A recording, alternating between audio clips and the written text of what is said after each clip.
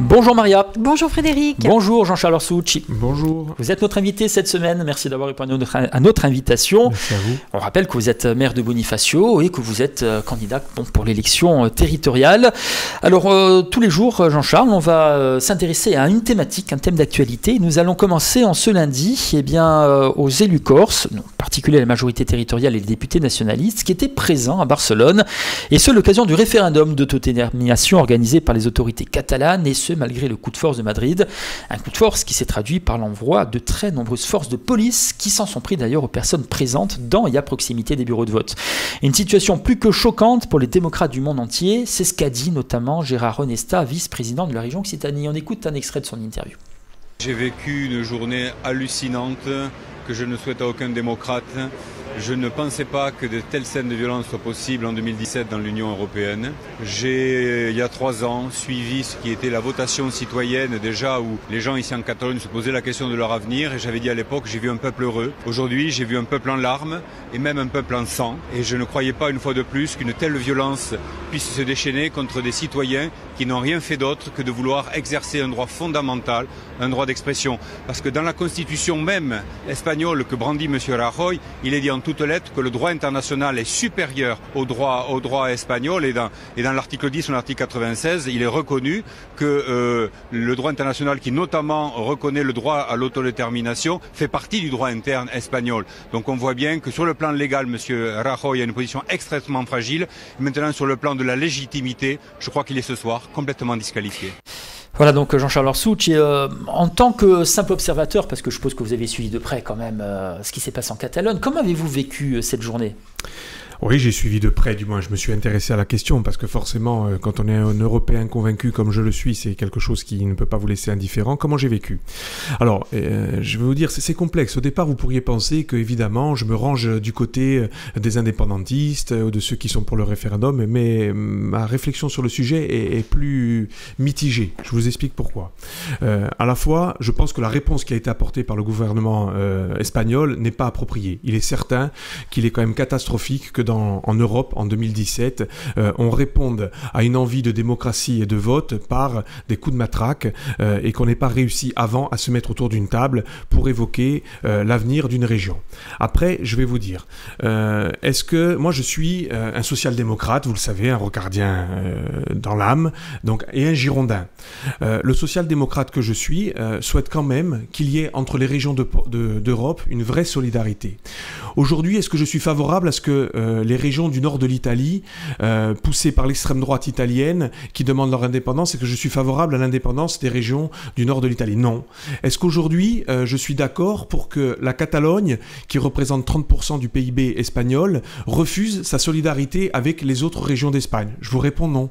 Je vous réponds que c'est plus complexe. Si, évidemment, la question qui est posée par les Catalans, et j'ai pas vraiment la réponse au moment où je vous parle, est la prise en compte de leur identité, avoir des décisions au plus près du citoyen. Évidemment, le girondin que je suis vous dit je suis favorable.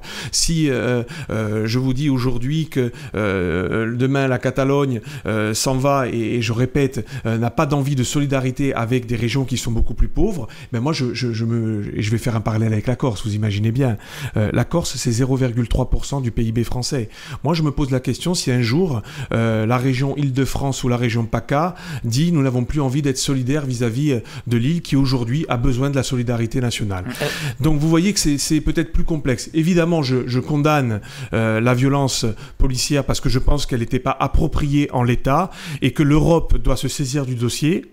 Même si vous avez vu que justement la Commission européenne a plutôt demandé l'application du droit espagnol et donc de la Constitution, mais je crois que bon, il faut plutôt que l'Europe dans ces cas-là joue un rôle de médiateur et qu'on arrive, et je répète, à avoir enfin dans cette Europe qui se construit, une prise en compte des revendications culturelles, sociales, de régionalisation, mais à la fois aussi qu'on trouve un moyen de péréquation entre les régions européennes, parce que vous le savez, lorsque des gens souffrent, lorsque les gens crèvent de faim, ben derrière, c'est la guerre.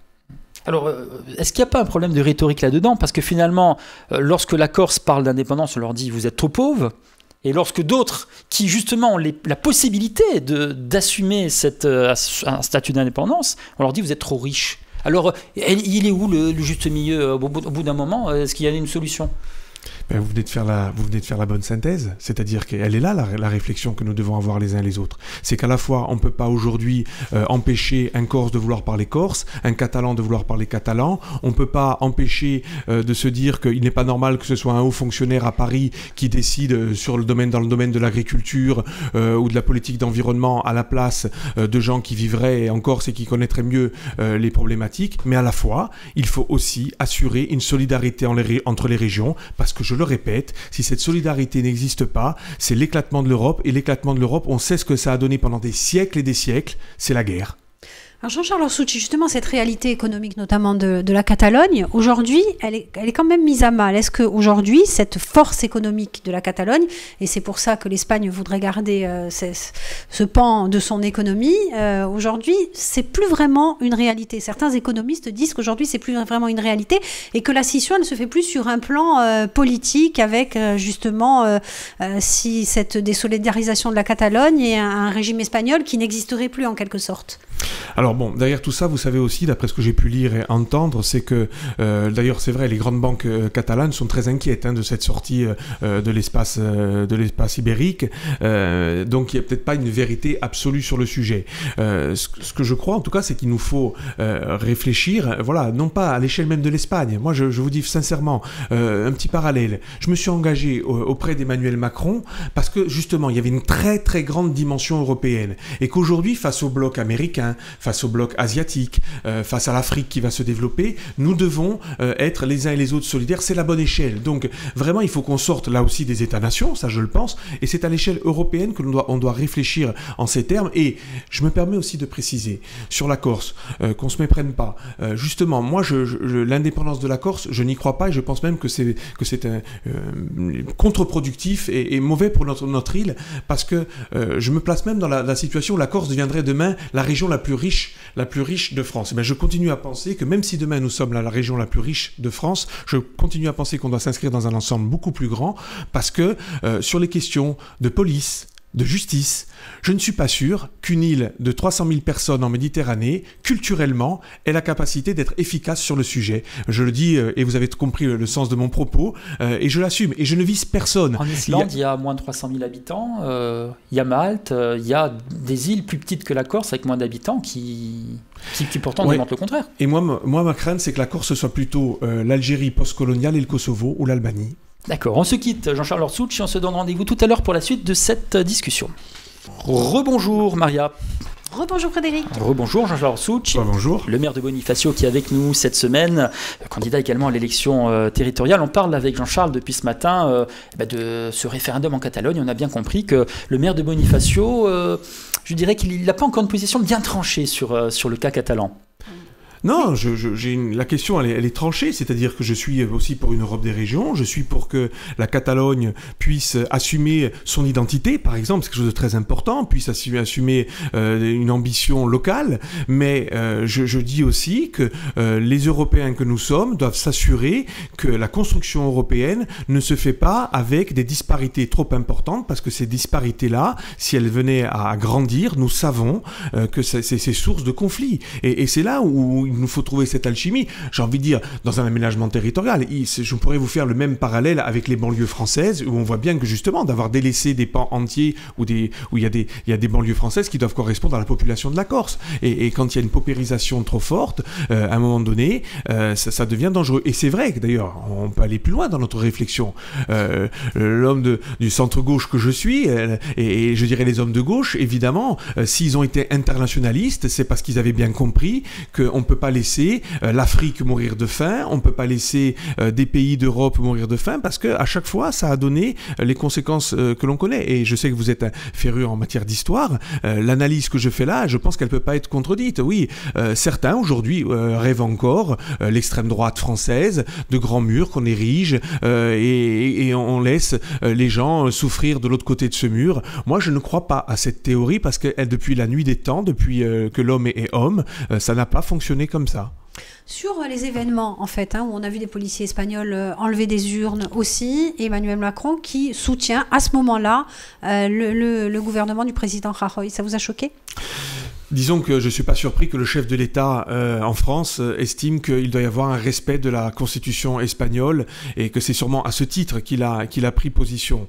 L'application du droit, rien que le droit, tout le droit. Bon, on sait que, je connais des politiques insulaires qui me répondraient, mais le droit, il est normalement au service du politique. Donc, de la même manière, je pourrais vous dire que c'est vrai que moi, je considère surtout que c'est un échec aussi pour le gouvernement espagnol d'en être arrivé là. Je vais vous dire, je me suis même posé la question de savoir si il n'y avait pas une volonté de tension, c'est-à-dire que cette réponse disproportionnée du gouvernement de cette façon-là, je me suis demandé s'il ne servait pas les intérêts des indépendantistes. Il y a des fois, vous savez, je me pose ce genre de questions quand je trouve que la réponse est totalement inappropriée. Et aujourd'hui, je crois que le gouvernement espagnol avait plutôt intérêt, d'ailleurs parce que d'après ce qu'on sait des chiffres, on est plutôt sur du moite-moite concernant la question sur l'indépendance, c'est de faire en sorte que les Catalans se sentent davantage espagnols, c'est de faire en sorte de montrer qu'il y a des intérêts communs entre les uns et les autres. Je pense que c'est plutôt à cela qu'on doit travailler. Et honnêtement, c'est vrai que je crois là aussi que l'Europe aurait et devrait jouer ce rôle de façon beaucoup plus efficace. Et la réponse aujourd'hui européenne, c'est vrai qu'elle semble quand même très très favorable à l'État central. Alors, n'oublions pas que cette Europe, moi je la souhaite fédérale, et pour l'instant, je pense que ça a plutôt été un conglomérat d'États-nations et qui ont quand même toujours peur que sur leur propre territoire, on arrive à un phénomène d'éclatement. Évidemment, je pense que c'est pas neutre dans votre question, lorsque vous évoquez Emmanuel Macron, qu'il a aussi en tête ce qui pourrait se passer au Pays Basque, en Bretagne, en Corse. Évidemment, il faut l'avoir à l'esprit, et je pense qu'il l'a à l'esprit. Justement, on va faire ce parallèle avec la Corse. Emmanuel Macron, vous parliez de cette volonté de tension. Aujourd'hui, on a l'impression, par exemple, que sur les dossiers qui concernent la Corse, les dossiers politiques, entre guillemets, qui concernent la Corse, Emmanuel Macron, on va dire, se met à dos la rue et la représentation et les élus qui ont porté un certain message aussi. Alors, votre appréciation... Est-ce que vous en faites partie ? Alors, votre appréciation, elle est peut-être un peu subjective, c'est-à-dire qu'aujourd'hui, oui, la majorité territoriale de l'Assemblée de Corse est sûrement mécontente du début de mandat d'Emmanuel Macron. Je ne suis pas sûr que les Corses soient dans cet état d'esprit. Maintenant, moi, vous dire que j'ai soutenu et je soutiens Emmanuel Macron parce que je soutiens celui qui a prononcé le discours de Fouriane, parce que je soutiens celui qui a dit qu'il était pour le pacte girondin, parce que aujourd'hui, vous voyez même que des membres importants du gouvernement ont déjà commencé à évoquer l'autonomie de la Corse dans la République. Alors, on pourra en discuter un peu plus dans le détail, mais aujourd'hui, c'est vrai qu'il n'y a pas eu de grandes annonces, il ne faut pas se voiler la face, on sent qu'on est encore dans une phase de rodage. Est-ce qu'elle s'explique aussi? Et moi, j'ai envie de vous dire, pourquoi pas, par le fait qu'Emmanuel Macron attend quand même de voir ce que les Corses vont dire au mois de décembre, comment ils vont s'exprimer, et à partir de là, et il n'aurait pas tout à fait tort de se dire, en janvier, j'ai l'hémicycle qui va être mon interlocuteur pendant les, grosso modo, 4 ans de mon mandat, voire 4 ans et demi. Donc, je me dis... Ça aura valeur de référendum ? Référendum, en tout cas, démocratiquement, puisque tout à l'heure on évoque justement la Catalogne, le peuple corse va s'exprimer, il va donner une direction, et à partir de là, le président fera, j'espère, ce qu'il avait annoncé. Et pour l'instant, moi j'ai envie de vous dire, sur le début de son mandat, il est plutôt du genre à faire ce qu'il avait annoncé. Donc il a dit, je vous rappelle, à Fouriane, je viendrai discuter avec l'ensemble des forces politiques insulaires. J'espère que nous partagerons ensemble un même diagnostic, et à partir de ce diagnostic, je suis prêt à ouvrir toutes les perspectives. Maintenant, il faut pas se voiler la face. Il avait évoqué à l'époque l'idée d'aller jusqu'au changement de constitution, en étant déjà à l'époque très prudent, en disant, vous savez très bien qu'il me faut dans ces cas-là au moins les 3/5. Bon, l'élection sénatoriale qui vient de se passer ne lui a pas été très profitable. Donc voilà, vous voyez que ça va être un petit peu compliqué. Il lui faudra demain l'appui des Républicains pour faire passer cette réforme. Donc vous voyez qu'il va falloir trouver des consensus. Et moi, vous me connaissez un peu, je suis plutôt un homme de consensus et je l'ai souvent voulu le plus large possible. On reviendra, Jean-Charles Orsucci, sur cette thématique dans nos émissions de jeudi. On se quitte, on se donne rendez-vous demain pour une nouvelle thématique. À demain. À demain. Bonjour Maria. Bonjour Frédéric. Bonjour Jean-Charles Orsuch. Bonjour. Qui est notre invité cette semaine. Alors nous sommes mercredi et aujourd'hui nous allons parler ensemble de la nouvelle réunion qui s'est déroulée la semaine passée entre les élus et le ministre Gérald Darmanin, les élus de la Corse évidemment. Du côté des élus nationalistes, le compte n'y est toujours pas. Péréquation, enveloppe de continuité territoriale et surtout manque de volonté politique et centralisme. Le député de la seconde circonscription de Haute-Corse livre son analyse de la situation. Pour Jean-Félix Acquaviva, il faut rester mobilisé sur l'ensemble et je vous propose d'écouter un extrait de son interview. Nous sommes en face de nous face à une logique très centraliste, très parisienne de l'adaptation des choses. Au nom de la mise aux normes des mêmes méthodes financières sur les autres collectivités et d'autres départements, et non des fusions de départements, on nous applique des ratios et des dotations qui ne sont pas suffisantes au regard des moyens nécessaires à l'exercice des compétences et des responsabilités de la future collectivité. Il y a véritablement une logique qui est une logique technocratique et centraliste et qui ne convient pas du tout à ce que doit être la collectivité, son statut, ses compétences. Voilà, donc des mots qui ne vous font pas plaisir, centralisme, jacobinisme, tout ça, c'est pas trop votre tasse de thé, j'ai envie de dire, Jean-Charles Orsuch. Tout à fait, mais bon, j'observe quand même avec intérêt qu'un député nationaliste réclame toujours plus de solidarité nationale, c'est bien, c'est d'ailleurs pour ça que je ne suis pas indépendantiste, c'est parce que je sais bien combien cette solidarité nationale, nous en avons besoin.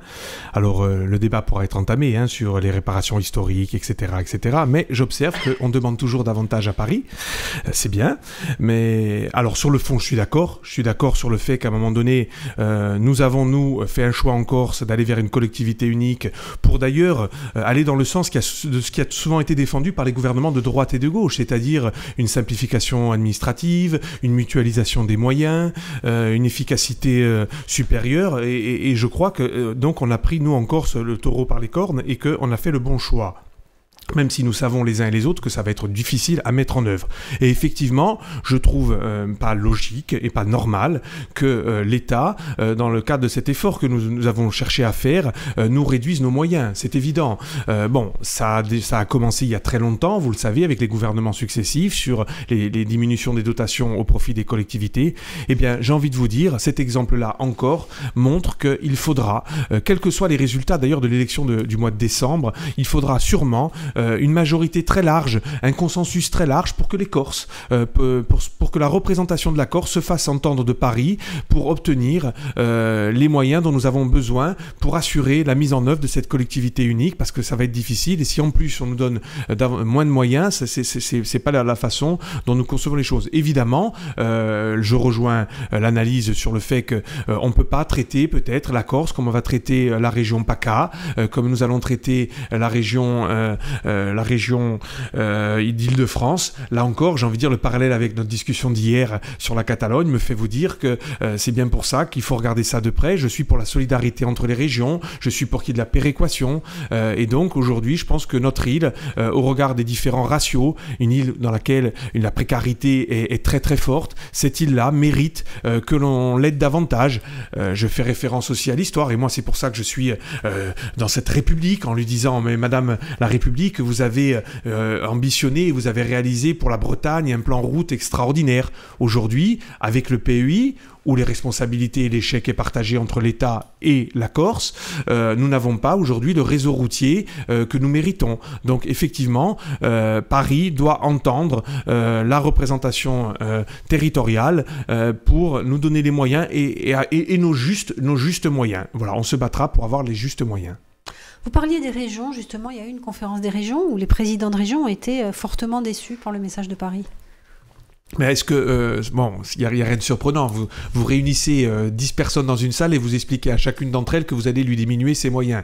Il est rare que les gens vous sautent au cou en vous disant merci beaucoup, on est tout à fait d'accord. On vous demande toujours dans ces cas-là de viser d'autres collectivités. L'effort, on vous explique toujours qu'il faut le demander à d'autres. Alors, effectivement, je vais être solidaire des présidents de région, mais on peut pas, et le peuple français s'est exprimé, il s'est exprimé, et j'ai envie de vous dire, si vous reprenez même les résultats du premier tour de l'élection présidentielle, il a plutôt choisi des gens qui annonçaient qu'on allait serrer la ceinture, vous m'excuserez. Si ils avaient eu envie qu'on ouvre grand les vannes, ils auraient voté pour M. Mélenchon ou M. Hamon. C'est pas du tout le cas. Donc aujourd'hui, on va quand même pas reprocher à des gens qui sont élus au mois de de juin, de mettre en application la politique sur laquelle ils ont été élus. Et ça aussi, il va falloir que les Français, quand ils mettent un bulletin de vote, ils l'assument. Et moi, je dis aujourd'hui que, effectivement, j'ai envie de plus de services publics, mais c'est effectivement compliqué. Là, on est face à la quadrature du cercle. On se retrouve dans une petite heure, Jean-Charles Orsucci. On va poursuivre cette discussion un peu avant le grand journal de 9h. À tout à l'heure. Rebonjour Maria. Rebonjour Frédéric. Bonjour Jean-Charles Orsucci, donc maire de Bonifacio, on rappelle candidat à l'élection territoriale. On parlait donc de cette collectivité unique, des moyens qui seront pour cette collectivité unique. Est-ce que vous avez le sentiment, Jean-Charles, parce qu'on y arrive là, dans quelques mois, que nous sommes prêts, nous les Corses, que nous sommes prêts, et est-ce que vous n'avez pas l'impression que c'est encore un peu le flou artistique concernant cette collectivité unique? Est-ce qu'il n'y a pas une petite inquiétude à avoir quand même? Alors, il faut être réaliste, on ne dit pas que ça va se faire facilement, on sait très bien que c'est d'après des gens qui ont réalisé ce type de fusion ailleurs, c'est compliqué, il y aura des couacs, il y aura des difficultés. Est-ce que pour autant on devait renoncer à cette collectivité unique? Est-ce qu'aujourd'hui, une île de 300 000 habitants doit multiplier les structures? On voit bien qu'au contraire, avec une modernisation, on doit plutôt essayer de renforcer notre investissement plutôt que le coût de fonctionnement. On a des fonctionnaires, alors c'est vrai, je rassure, je crois qu'il n'est pas prévu de faire des coupes au niveau des fonctionnaires territoriaux, mais peut-être que quand on va être en capacité de prendre un peu de recul, on pourra envisager de ne pas remplacer tous les fonctionnaires territoriaux qui partiront en retraite, parce qu'on aura été capable de mutualiser, on aura été capable d'informatiser, et que peut-être au lieu d'avoir 5 personnes qui s'occupent des RH pour les 3 collectivités, avec 4, on va réussir. Et cette économie, je ne souhaite pas qu'on la fasse pour faire de l'économie, je souhaite que l'on puisse être capable de dire que cet argent, on va le mettre sur le réseau routier, on va le mettre ailleurs, on va le mettre dans la politique de formation, dans la politique de développement économique, parce que les défis que nous avons à relever sur cette île, ils sont importants en termes de logement social, en termes de santé. Voilà, donc aujourd'hui, moi j'étais de ceux qui ont prôné cette mise en place. J'aurais souhaité qu'elle se fasse un peu différemment, pour être honnête, et d'ailleurs je pense que c'est encore amendable. J'avais préconisé que dans le cadre des ordonnances, on puisse sanctuariser par exemple l'aide aux communes, pour faire en sorte que demain le futur roi de Corse, parce que sincèrement nous aurons le 1er janvier un roi de Corse, une personne qui n'aura jamais eu autant de pouvoir entre ses mains, même pas dans les années 70 avec le préfet, il n'avait pas autant de pouvoir. Donc là, on aura quelqu'un qui aura vraiment, et qui dit pouvoir énorme, moi je suis plutôt de ceux qui disent contre-pouvoir. Et je regrette que dans les ordonnances, par exemple, nous n'ayons pas été capables de sanctuariser l'aide aux communes, que nous n'ayons pas été capables de dire il faut à la fois un système mixte pour l'élection des conseillers territoriaux, qui assure à la fois la représentation de l'ensemble des courants politiques et faire en sorte que personne ne soit exclu, mais à la fois aussi une représentation de l'ensemble des territoires insulaires, parce que je crains aussi que là, certains puissent passer à la trappe, et c'est dommage. Donc on va dire sur ce roi de Corse, sur la place des intercommunalités aussi là-dedans, vous pensez qu'elles n'auront pas véritablement leur place? Là où les Corses, et je nous fais confiance à notre intelligence collective, doivent faire un effort, c'est que à la fois, j'ai toujours dit, parce que je sais que c'était un peu le dada de Camille de Rocasser, de donner beaucoup de pouvoir aux communautés de communes. Si c'est pour refaire dans ces communautés de communes les mêmes baronnies, moi je ne suis pas d'accord. C'était pas ça l'objectif de la collectivité unique. Par contre, si on doit réfléchir, hier, il y a quelques jours, j'étais à Côte-Sanne et je discutais avec l'assistante sociale de la communauté de communes qui m'expliquait que c'était peut-être la bonne échelle et que c'était là que c'était pertinent. Peut-être que si on se rend compte que la pertinence de l'action sociale, c'est plutôt la communauté de communes, alors, intelligemment, sur l'ensemble du territoire insulaire, il faudra penser peut-être à reventiler certaines compétences. Mais je crois qu'il faut qu'on partage le diagnostic et qu'il faut surtout qu'on se fixe des objectifs, non pas en termes d'outils électoraux ou clanistes et clientélistes, mais en termes de service public, de service à la personne. Qu'est-ce que ça va apporter, selon vous, à court terme pour les Corses, cette collectivité unique? Je ne crois pas que le 2 janvier, ça va être le grand soir. Je ne crois pas que ça va se passer comme ça. Mais ça va apporter ce pourquoi nous l'avons souhaité. Certains ont estimé que les départements, c'était justement, je l'ai dit, à un moment donné, un regard trop local. Avec souvent, moi j'ai discuté avec des présidents de conseils départementaux qui m'expliquaient que bon nombre des conseillers, ils travaillaient pour leur canton, voire exclusivement pour le village dont ils étaient issus. Donc ça, il fallait en sortir. Aujourd'hui, à un moment donné, moi, je vois le maillage en termes de route. Par exemple, prenons un sujet, et je vais vous parler de ma commune. Est-ce qu'aujourd'hui, une route comme la route de Saint-Amand, si vous connaissez un peu le territoire de Bonifacio, qui est ultra fréquentée aujourd'hui, qui est une route départementale, ne mérite pas d'avoir le même traitement qu'une partie d'une route territoriale où il y a beaucoup moins de trafic? Oui, donc cette réflexion-là, nous devons la mener à l'échelle de la Corse et du territoire, et c'est comme ça. Voilà. Sur les routes, c'est un bon exemple où je vous dis peut-être que demain, on sera capable de faire des choix qui ne seront plus des choix locaux, mais l'intérêt de la Corse et les intérêts supérieurs de la Corse.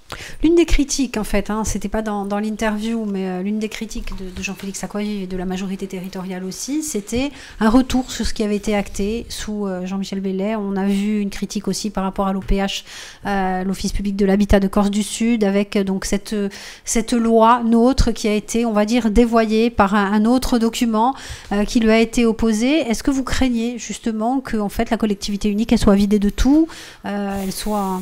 En tout cas, je ne l'espère pas. On observe, il a raison, le député de s'inquiéter, mais à la rigueur, j'ai envie de vous dire, ce qui a été défait peut être refait. Bon, c'est vrai qu'on perd du temps dans ces cas-là, mais c'est le jeu démocratique aussi. C'est-à-dire qu'à un moment donné, vous ne pouvez pas reprocher non plus à une majorité qui arrive aux responsabilités de changer les choses. Sinon, à quoi bon élire et faire des choix différents. Donc, après, il faut surtout espérer que les gens qui font ces changements le font en conscience et le font dans l'intérêt général. C'est tout ce qu'on va espérer. Si c'est un moyen de régler ses comptes avec les perdants, je trouve que ça, c'est regrettable et j'ose espérer, et je ne veux pas croire aujourd'hui que M. Darmanin soit dans cet état d'esprit. Je crois aujourd'hui qu'il faut que l'État, bien sûr, mette en œuvre, et ça, je vais être très clair, le pacte girondin, c'est-à-dire que je vous rappelle que c'était la première fois dans l'histoire de la Ve République qu'un candidat potentiellement président, et il a réussi son coup, se revendiquait du girondisme. Alors moi, je souhaite que Emmanuel Macron, il le mette en application, et ça veut dire aussi pour nous, c'est vrai, une réflexion, notamment en termes de fiscalité. Aujourd'hui, il va falloir peut-être que les Corses, on soit plus dans l'attente, là aussi, de paris, de subventions, d'aides, etc., mais qu'on soit dans la vraie contre-proposition sur des recettes dynamiques, sur le fait qu'on prenne... Enfin, Macron a évoqué à Fouriane l'émancipation sociale, économique et culturelle. Et bien, dans l'émancipation économique, il faut en prendre, mais alors les bons côtés, c'est-à-dire qu'on peut pas réclamer en permanence la solidarité nationale et dire maintenant on veut notre destin, et quand ça marche pas, la revendiquer. Je dis aujourd'hui qu'il va falloir qu'on soit bon, et moi je nous fais confiance aussi pour être bon. La Corse, elle a un tas d'atouts qui doit lui permettre aujourd'hui de relever les défis du 21e siècle. Alors justement, Emmanuel Macron a dit pas mal de choses à Fouriane, et on en parlera demain d'Emmanuel Macron. Ce sera justement le thème de notre émission de demain. Donc Jean-Charles Orsucci, à demain, Maria. À demain. Bonjour Maria. Bonjour Frédéric. Jean-Charles Orsucci, bonjour. Bonjour. Le maire de Bonifacio qui est notre invité cette semaine tous les matins à 7h45 et 8h55. Vous êtes également, Jean-Charles, candidat à l'élection territoriale qui approche. On va parler en ce jeudi de Christophe Castaner, le député des Alpes de Haute-Provence et porte-parole d'Emmanuel Macron, lorsque ce dernier était justement candidat. Et ce dernier est venu entre les deux tours des élections présidentielles. C'était il y a 5 mois. Et ce dernier nous livrait alors son sentiment sur la décentralisation. On fait un petit retour dans le temps, Jean-Charles Orsucci. On écoute les propos qu'on avait recueillis à l'époque. Emmanuel Macron sera un président décentralisateur. Parce que l'invention, l'innovation, elle se fait dans les territoires. En Corse, évidemment, mais aussi chez moi, en Provence-Alpes-Côte d'Azur et partout en France. Il faut faire la confiance des territoires, notamment parce que notre démocratie parisienne centralisée est en train de mourir. Et je dirais presque tant mieux. Tant mieux parce que c'est faire la confiance aux territoires. Et ici, vous avez une avance. Vous avez une avance institutionnelle avec cette organisation nouvelle qui rentrera en vigueur. Vous avez une avance aussi par rapport au particularisme corse. Et je pense qu'il ne faut pas en avoir peur, qu'il faut même, dans toute la mesure du possible, aller plus loin. Donc vous êtes peut-être ce laboratoire d'expérimentation que Emmanuel Macron veut accompagner, veut pousser, qui demain servira de modèle à toute l'organisation territoriale en France. Voilà donc Christophe Castaner, nous sommes vraiment dans la lignée de ce fameux discours de Fouriane qui vous a séduit, Jean-Charles Orsucci, on l'a compris, mais 5 mois après, est-ce qu'il n'y a pas un rétropédalage? Est-ce que vous ne ressentez pas un rétropédalage de la part d'Emmanuel Macron? Est-ce que la stature du président, la posture n'a pas rattrapé finalement l'idéologie qui est développée à ce moment-là?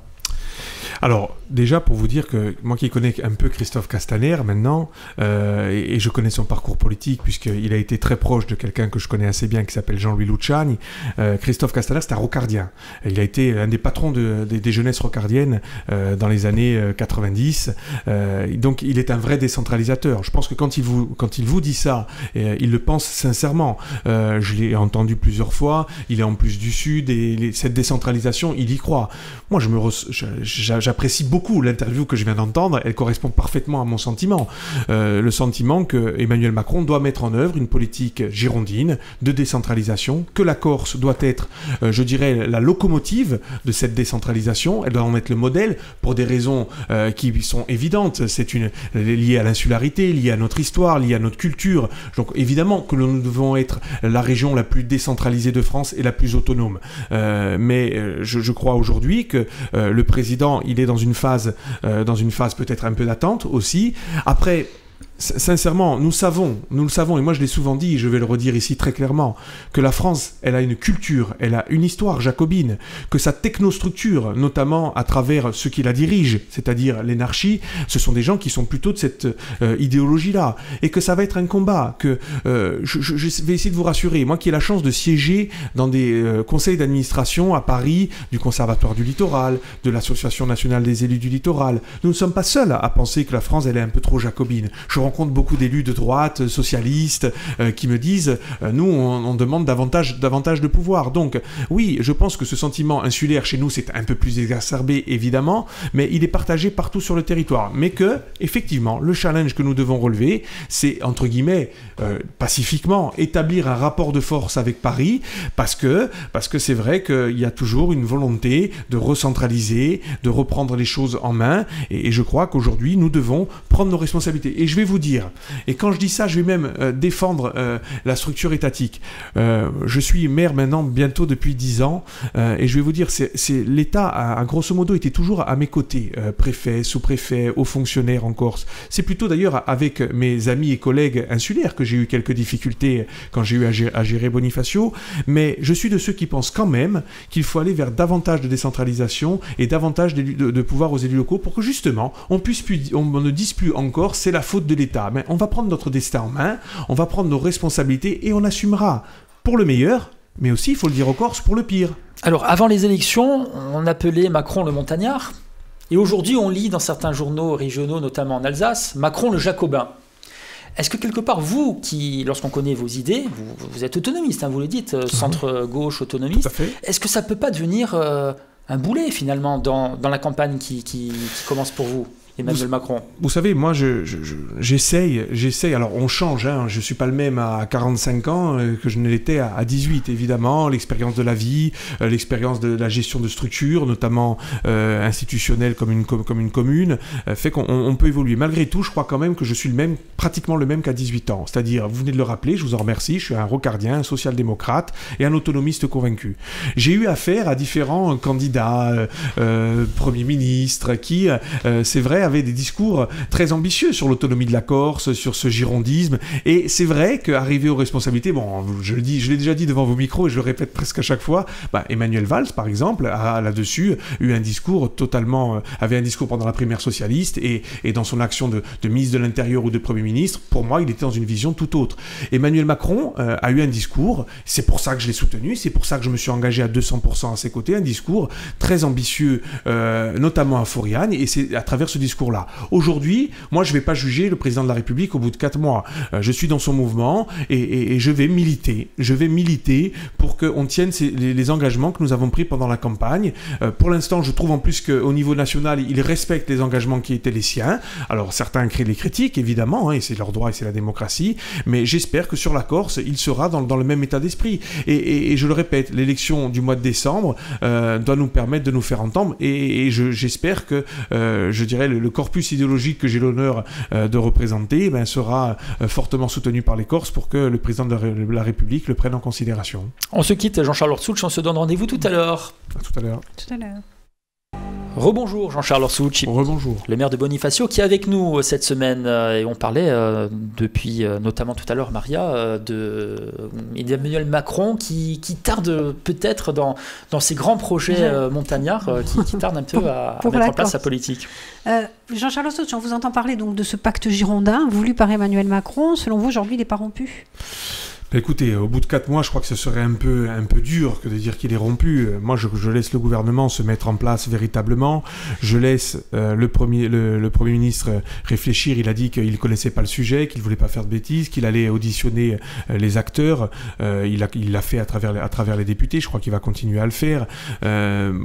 Christophe Castaner a rappelé au mois d'août, lors de sa venue, qu'on était dans... Il a prononcé... C'est pas anodin quand même. Je veux dire, dans la bouche du porte-parole du gouvernement, le mot autonomie. Vous savez, si vous remettez tout ça dans un contexte il y a 20 ou 30 ans, pour que le porte-parole du gouvernement prononce le mot d'autonomie, alors c'est sûr qu'on attend maintenant des actes plus forts, mais je crois que l'élection du mois de décembre, je le dis souvent, va être aussi un moment important.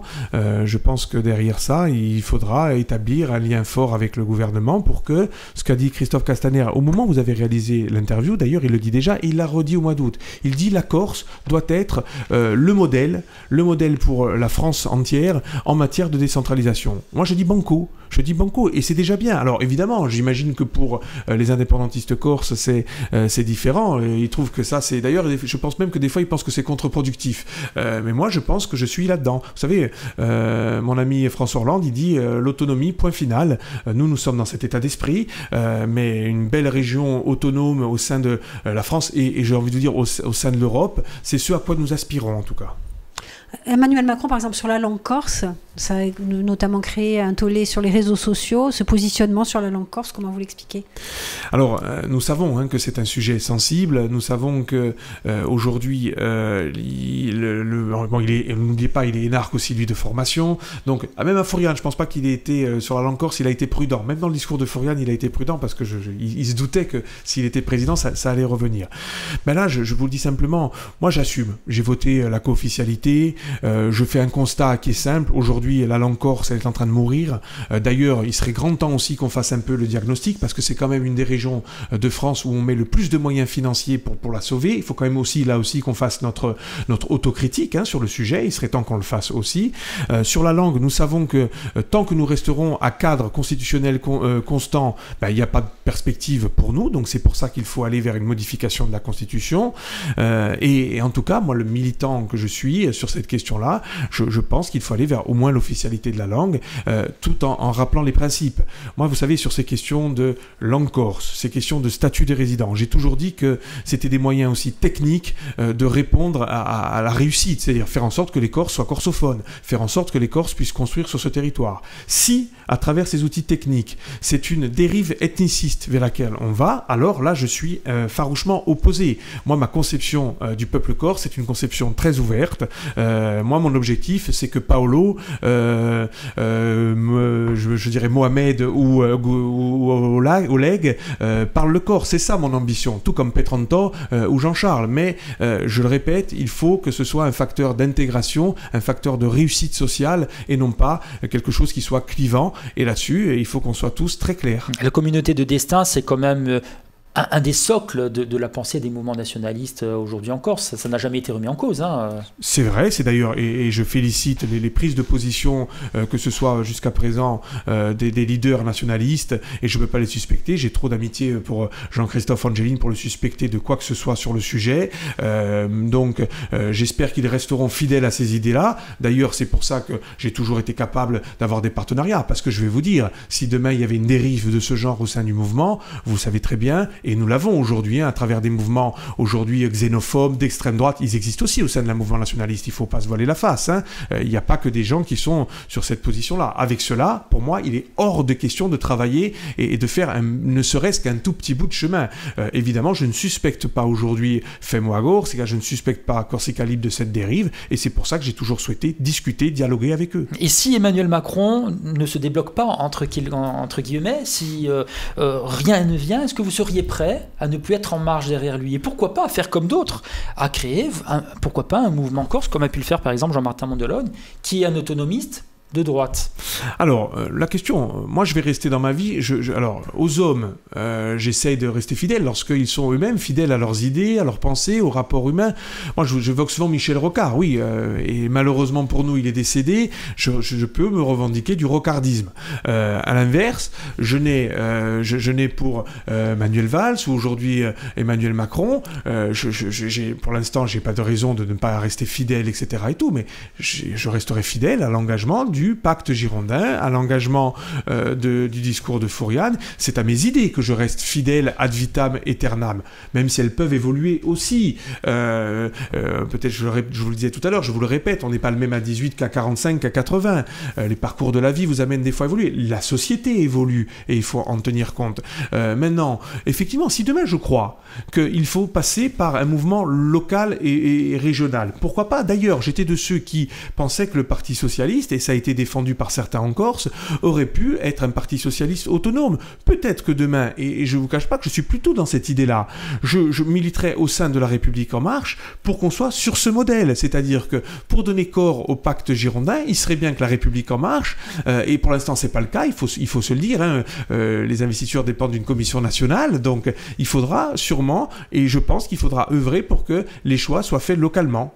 On vous sentait plus proche, il y a quelques mois de ça, d'Emmanuel De Gentile que de Francis Giudice. Alors, je vous rappelle quand même que Francis Giudice a été un lieutenant de Paul Jacob pendant très très très longtemps, donc on a eu un parcours dans une même majorité, celle de Paul Jacob. Avec Emmanuel De Gentile, aujourd'hui, il y a des positionnements qui sont différents. J'ai lu avec beaucoup d'intérêt ce qu'elle a pu écrire. Elle appelle à rejoindre dès le premier tour Gilles Simeone dans un grand mouvement. Gilles Simeone et Jean-Guy Talamone, je précise, dès le premier tour, sans négociation. Je ne suis pas sur cette position-là, vous le savez. Elle a évolué dans un sens, et moi je vous dirais que j'ai évolué un peu dans l'autre. Donc forcément, ça nous éloigne l'un de l'autre, malgré toute l'amitié que j'ai pour Emmanuel De Gentile. Mais la politique est ainsi faite. Elle a soutenu Benoît Hamon, j'ai soutenu Emmanuel Macron. Maintenant, si on établit peut-être 100 points sur la table avec Emmanuel De Gentile, je pense malgré tout qu'il y a beaucoup plus de points qui nous rassemblent, qui nous divisent. Voilà, on ne va pas inventer non plus, parce qu'il y a une élection territoriale qui arrive, des divisions. Ce sont des histoires locales aussi, vous le savez très bien. Derrière Emmanuel Gentile, elle reste la première adjointe de Bastia, et donc c'est un élément sûrement qui doit rentrer en considération dans sa réflexion politique, tout comme sûrement la mienne. Je ne suis pas plus vertueux, moi je ne fais la leçon à personne. Je dis simplement qu'il peut y avoir chez les uns et les autres des objectifs politiques différents, des parcours politiques différents, mais je pense que c'est vrai, je continue à penser qu'il y a sûrement plus de points qui nous rassemblent que qui nous divisent, mais c'est ainsi. On se quitte, Jean-Charles Ortsuch, et demain on parlera social pour la dernière émission de la semaine. À demain. À demain. Bonjour Maria. Bonjour Frédéric. Jean-Charles Ortsuch, bonjour. Bonjour. On termine la semaine, ce vendredi, on va parler social. Donc c'est quelque chose qui vous tient à cœur, on le sait. La plus large intersyndicale depuis 10 ans a réussi son pari en défilant en nombre dans les rues à l'occasion de la journée de la grève nationale de la fonction publique. C'était la semaine passée. Une mobilisation massive qui s'explique par les fortes inquiétudes suscitées par les ordonnances du gouvernement Philippe dans le cadre des réaménagements du Code du travail. On écoute un extrait de l'interview de Marie-Josée Salvatori pour la CFDT que nous avons réalisée. Il fallait trouver une plateforme revendicative, c'est le cas aujourd'hui, c'est un mécontentement général de la fonction publique. Au-delà des revendications, je dirais, d'ordre financier et économique, sont des revendications sur un ressenti général, sur un dénigrement de la fonction publique, sur cette image que draine la fonction publique. Nous ne sommes plus sur une fonction publique à faire des petites cocottes, nous sommes là à ramer pour exercer des missions de fonction publique qui pour certaines sont essentielles, notamment pour tout ce qui concerne les organismes sociaux. Et donc aujourd'hui, effectivement, cette unité syndicale, elle est remarquable et je pense que ça va porter des fruits. On va essayer de faire inverser les choses, justement, lui prouver que sans la fonction publique, il ne peut rien faire. Nous sommes une richesse parce que nous exerçons des missions que peut-être sur lesquelles le privé ne voudra pas forcément aller. Les catégories C de la fonction publique sont payées pratiquement au SMIC et lorsque le SMIC est augmenté, il y a une nécessité de prendre un décret pour qu'ils arrivent à percevoir le SMIC. Et ça touche beaucoup plus d'agents qu'on ne le pense. Il y a une précarité énorme dans la fonction publique. Il y a des fonctionnaires pauvres, il y a des fonctionnaires qui ne peuvent plus se loger. Nous avons trouvé des fonctionnaires qui se logeaient dans les voitures à Ajaccio. Alors Jean-Charles Ortsuch, ce dénigrement de la fonction publique par le gouvernement, des fonctionnaires qui font des petites cocottes, Mais écoutez, moi je ne partage pas, évidemment, je ne vais pas vous surprendre cette analyse. Je veux vous dire qu'aujourd'hui, moi je me félicite que le président de la République, parce que vous avez dit gouvernement Philippe, moi je rappelle surtout qu'il s'agit là de mettre en œuvre le programme d'Emmanuel Macron à la présidentielle. Il avait annoncé clairement les choses, le peuple français a voté, il a tranché. D'ailleurs, concernant aujourd'hui cette unité syndicale, d'ailleurs ça peut se discuter, vous savez que ça n'a pas été si facile que ça, sur les manifestations et leur retentissement, sincèrement, j'ai pas l'impression de retrouver les grèves d'antan et la mobilisation d'antan, parce que je crois aujourd'hui que les Français, dans leur grande majorité, ils ont envie de changement, ils ont envie que je dirais que le pays aille de l'avant, ils ont envie de combattre ce fléau qu'est le chômage de masse, ils ont envie que aujourd'hui on arrête de s'endetter pour les générations futures, parce qu'à un moment donné ça va casser, et nous savons aussi que pour être dans cette grand ensemble qu'est l'Europe, il n'y a pas de raison que les Français ne respectent pas les engagements qui ont été les leurs, donc sur les déficits, donc il faut stopper ça. Et en plus, j'ai envie de vous dire que cette lecture aujourd'hui, elle est pas manichéenne telle que vous venez de la présenter ou telle que la syndicaliste vient de le présenter. Emmanuel Macron, il demande à certains de faire des efforts, mais par exemple, je sais qu'en matière de santé, aujourd'hui, il n'y aura pas de diminution concernant ces personnels-là. Sur l'armée, nous savons qu'un effort va être fait. Dans l'éducation nationale, un effort va être fait. Effectivement, il y a sûrement certaines parties de la fonction publique où on peut penser d'ailleurs que les progrès en matière de technologie, les progrès en matière de maillage territorial vont permettre à un moment donné de réduire un peu la voilure, parce que voilà, il n'a pas de baguette magique non plus, Emmanuel Macron. Il rêverait, vous savez moi, à la mairie de Bonifacio, je préfère dire oui que dire non, mais à un moment donné, quand vous êtes un élu responsable, vous devez faire en sorte que de faire des propositions qui soient justes. Ensuite, je vais être un peu critique entre guillemets, parce que voilà, moi je me souviens, le président de la République que j'ai soutenu a toujours dit, moi j'ai pas vocation à avoir des gens le doigt sur la couture, et mon mouvement n'est pas caporaliste. Alors je veux dire qu'aujourd'hui je suis de ceux qui, au sein de son mouvement, lui disent: bravo, Monsieur le Président, on a respecté, à travers les ordonnances, notre effort en matière de flexibilité. Et en Corse, à travers le nombre de TPE, PME que nous avons, je pense que c'était une attente forte aussi. Mais aujourd'hui, il faut aussi entendre le peuple, notamment les plus démunis. Et il y a des efforts qui ont déjà été faits, allocation adulte handicapé, sur la taxe foncière, contrairement à ce qui est dit, l'habitation, pardon. Les gens les plus précaires bénéficient aujourd'hui de ces exonérations, mais en termes de droit du travail, on a fait l'effort à travers les ordonnances sur les flexibilités, et j'observe que là va arriver le fameux train de réforme et les ordonnances sur la sécurité, parce que évidemment le social-démocrate que je suis, qui s'est engagé aux côtés d'Emmanuel Macron, attend aussi le volet sécurité pour et vous le savez que nous allons le faire dans le cadre de la formation, et c'est important, et c'est un sujet qui n'est pas neutre. Formation, assurance chômage, je sais que c'est là-dessus où nous attendons du chef de l'État et de son gouvernement qu'il réponde aux deux piliers qu'il avait mis en avant dans sa campagne électorale, et qui permettent de dire que nous sommes dans ce droit chemin qui est celui du centre-gauche, centre-droite. Je ne serais pas surpris que Jean-Luc Mélenchon trouve que nous n'allons pas suffisamment loin concernant la formation, le droit du travail et l'assurance chômage, mais je crois que tout simplement on va se féliciter quand même que le chef de l'État, si c'est vrai que des fois on peut espérer que sur la Corse il aille plus loin et plus vite, on va dire qu'en tout cas il respecte les engagements qui ont été les siens. Le président des riches, c'est une appellation injuste selon vous, même si sur certaines, par exemple on a vu sur les impôts dans certains domaines, sur les bateaux de luxe, les œuvres, etc., il n'a pas fait l'unanimité là. Forcément, parce que vous savez très bien qu'aujourd'hui, que ce soit du côté du Parti Socialiste ou de la France Insoumise, on cherche à caricaturer. Aujourd'hui, on est dans la société de communication, vous le savez très bien, donc évidemment, ça c'est des slogans qui passent très bien au regard du parcours politique qui est le sien. Moi, je m'en tiens aux faits. Les faits aujourd'hui, c'est que notamment sur l'ISF, l'idée du président, et il a raison de mon point de vue, d'un point de vue de l'efficacité, du pragmatisme qui le caractérise, c'est de dire sur l'ISF, moi ce que je veux c'est exonérer pour permettre la création de richesses. J'exonérerai lorsque les sommes exonérées permettent aujourd'hui d'aider les entreprises à créer de l'emploi. C'est son fil conducteur. Le chômage de masse est un fléau que nous devons combattre. Après, j'ose espérer, je vais tirer la sonnette d'alarme, notamment parce qu'en Corse on a eu un sujet comme ça cet été, les choix qui ont été faits d'un point de vue du gouvernement précédent, socialiste, en termes de taxation, notamment sur l'avitaillement dans les ports de plaisance, ont eu des effets désastreux. en France continentale et en Corse sur tout ce qui est avitaillement, distribution de carburant, etc. Il faut faire attention aussi à un moment donné de ne pas dissuader. Je vous dis ça parce que j'entends qu'on pourrait mettre une taxe sur les grands bateaux, etc. Le maire de Bonifacio qui gère un port de plaisance qui aujourd'hui est peut-être le numéro 1 en Méditerranée concernant le nombre de touchés, vous dit attention à ne pas tuer la poule aux œufs d'or. J'ose espérer que ce gouvernement, dont on ne peut pas suspecter les 2 ministres du budget et je dirais de l'économie d'être des affreux bolcheviques, je dis à ce gouvernement-là, attention de ne pas non plus surtaxer et de dissuader et d'avoir un effet dissuasif. Après, il faut une juste répartition de la charge et aujourd'hui, j'ose espérer que ce gouvernement, où je vois des gens comme Gérard Collomb, des gens comme Le Drian, j'ose espérer que ces gens-là, au regard de leur parcours politique, ne s'inscrivent pas ou des gens comme le porte-parole du gouvernement qui s'appelle Christophe Castaner, ne se renieront pas, ils resteront fidèles au parcours qui ont été les leurs et moi j'ose espérer que voilà, Macron, il aura à la fois la volonté d'assurer une plus grande souplesse du marché du travail, notamment pour les TPE, PME, et à la fois de protéger les plus faibles, et c'est ce qu'il est en train de faire au moment où je vous parle. On se retrouve tout à l'heure, Jean-Charles Orsucci, juste avant le grand journal de 9h. À tout à l'heure.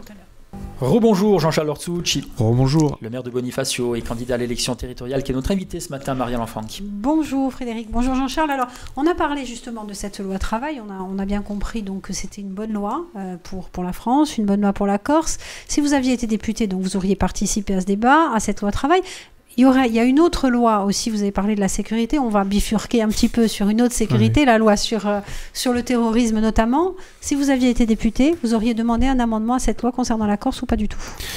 Alors, j'aurais réfléchi pour qu'on fasse en sorte que aujourd'hui, entre Raled Kelkal et je crois que le dernier prisonnier politique, Franck Paoli, il n'y ait pas d'amalgame. Parce que pour moi, ça, c'est inacceptable. Aujourd'hui, je dirais, il y a des gens qui ont fait des choix en Corse, des choix que je ne partage pas, mais je ne supporte pas l'idée qu'on puisse faire cet amalgame-là. Donc, si juridiquement, j'avais pu trouver un moyen de faire en sorte qu'on puisse les distinguer, je crois que j'aurais mis en avant cet amendement. Et je l'aurais fait d'autant plus volontiers que je vous rappelle que lorsque le candidat Macron est venu en Corse, à Vescovato, j'ai été le seul, d'ailleurs je crois que j'étais le seul insulaire, à être présent lors de la rencontre avec les associations de prisonniers. J'ai été avec le représentant du candidat, monsieur un énarque en charge des questions régaliennes, il y avait Marc Ferrach à mes côtés lorsque nous avons reçu ces associations, et la question a été posée à l'époque au candidat, à savoir s'il fallait distinguer, notamment dans le fichage S, les Corses des terroristes islamistes, et je crois me souvenir que le président avait dit oui, il faudra faire une distinction sur le sujet. Donc j'aurais été à l'aise pour le faire dans cet état d'esprit. Après, est-ce que c'est facile à faire ? C'est peut-être plus compliqué par rapport au droit français, par rapport au droit constitutionnel, par rapport au bloc de constitutionnalité, si je me réfère à mes vieux souvenirs d'étudiants en droit, parce qu'il faut faire, on ne peut pas traiter les gens différemment, et je ne suis pas sûr que le caractère religieux n'aurait pas été sanctionné par le Conseil constitutionnel. En tout cas, mon sentiment sur le sujet, c'est que je n'ai pas les moyens aujourd'hui, mais j'aurais travaillé avec mes collaborateurs pour essayer de trouver un amendement qui permette de faire cette distinction, parce que effectivement, je crois que c'est quand même injuste de comparer des gens qui rentrent dans un théâtre et qui tuent des centaines de personnes et quelqu'un qui aurait commis un attentat. Il doit être sanctionné pour ça, il n'y a pas d'ambiguïté dans mes propos, la violence, je la combats sous toutes ses formes, mais quand même, je crois que le devoir du parlementaire, c'est aussi de distinguer les crimes et délits, et c'est important de le faire. Alors vous faites le distinguo, on a bien compris, mais lorsqu'on écoute certains députés de l'autre côté de la mer, ils ne le font pas du tout. Ils considèrent que le terrorisme, c'est le terrorisme, point à la ligne. Est-ce que, je pense que cela vous agace, mais est-ce que vous n'avez pas l'impression, lorsqu'on voit les commentaires sur les réseaux sociaux, que ce genre de déclaration choque en Corse et que ça creuse un peu plus un certain fossé entre les deux côtés de la Méditerranée ? Oui, bien sûr, et je reproche à ces personnes de pas avoir plus de réflexion. Vous savez, les réseaux sociaux, c'est à la fois, on va se réjouir de cette force démocratique et de la liberté d'expression. Je vais pas la contester. Bon, il peut y avoir quelques perversions dans ce nouveau monde dans lequel nous entrons.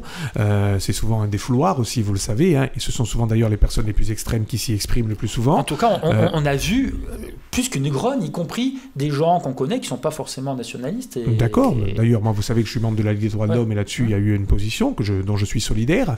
Je dis simplement que, effectivement, comparer, je pense que c'est une erreur. Exactement, ça ne peut que renforcer l'éloignement. Après, je dis pas, les Corses doivent être à part. Si demain, excusez-moi, il y a des gens qui commettent le même type d'attentat que les islamistes, ce sont les actions qui doivent être distinguées. Exactement. À mon avis, il faut réfléchir sur une différence entre l'acte commis, c'est tout. Je veux dire, il y a bien, alors là aussi, j'essaie de me référer à des vieux souvenirs, en droit pénal, il y a quand même la différence entre la contravention, le délit et le crime. Bon, c'est un peu ça aussi qu'il faut regarder. Et même au sein du crime, je pense qu'il y a crime et crime. Et peut-être qu'il faut imaginer que pour ce fichage-là, on imagine une commission qui statue, qui dise, voilà, tel profil mérite qu'on le surveille de près, l'autre un peu moins. Je pense que quand même, on est dans un pays où il y a des gens intelligents, il y a la 5e puissance au monde, on peut sûrement faire la différence entre, je répète, un tueur de masse et quelqu'un qui aurait commis un attentat en Corse où il n'y aurait que des dégâts matériels. Condamnable, il assumera sa sanction, elle existe, elle est prévue, mais après, peut-être qu'on peut considérer qu'il y a une réhabilitation qui mérite une différence d'appréciation. Je suis de cela, et je trouve effectivement que des propos excessifs, j'ai même vu, je vous cache pas, je fais partie aussi de cela, quand je regarde parmi vos collègues animateurs sur les radios, etc. et tout, cet amalgame, cette provocation, alors il faut accepter, pas que c'est la liberté d'expression. Bon, je vous cache pas que ça me fait pas forcément très plaisir. Est-ce que la reconnaissance du problème politique corse, le simple fait de reconnaître ça, parce qu'on on se souvient des propos du préfet de Corse il y a quelques jours, et de reconnaître par exemple de reconnaître le statut de prisonnier politique corse, est-ce que justement le distinguo ne pourrait pas le faire à ce moment-là, de dire voilà, là c'est un problème politique sur la Corse, est-ce que ça pourrait pas permettre justement de faire la différence entre le terrorisme islamique et le problème corse tout simplement? Alors, vous savez, c'est pareil, le candidat Macron qui était à Vescovat, et les associations pourraient vous confirmer ce que je vais dire, il leur a dit clairement, pour moi il n'y a pas de prisonniers politiques en Corse. Et là j'ai senti que sa position, elle est très claire. Il n'y a pas de sujet sur le prisonnier politique, c'est un vieux dogme français qui refuse cette reconnaissance. A l'inverse, je précise aussi que lorsqu'il a été interpellé sur le sujet par Doumeta Fagne, qui faisait quand même valoir le fait qu'il n'y avait pas de statut de prisonnier politique, mais qu'il y avait quand même au sein des prisons françaises un statut qui s'appelait statut mouvance qui y ressemblait fortement. Et ce statut-là n'avait qu'en réalité que le côté négatif. Donc moi je me souviens du candidat Macron disant non, si je ne reconnais pas et si je n'accepte pas l'idée du statut de prisonnier politique, il ne peut pas y avoir un statut au sein des prisons françaises qui soit attentatoire à des avantages prévus pour tous les prisonniers. Moi je me souviens aussi, et je sais que c'est le sujet. Moi aujourd'hui je dis concernant le commando Irignac par exemple, pour être très précis, il doit y avoir l'application du droit français. On ne demande rien de plus. D'ailleurs, ces gens-là ne demandent aujourd'hui rien de plus. Il faut l'application du droit. Et là, oui, je suis de ceux qui continuent à dire que la France sortirait grandie à appliquer son droit. Et quand je dis ça, je me surprends même à le dire, tellement ça paraît être une évidence, voire un pléonasme. Maria? Oui, justement, la France qui doit appliquer son droit le 21-22 novembre prochain. Dans le cadre justement de ce fichier, de ces fichiers S, il y a des militants nationalistes qui vont comparaître.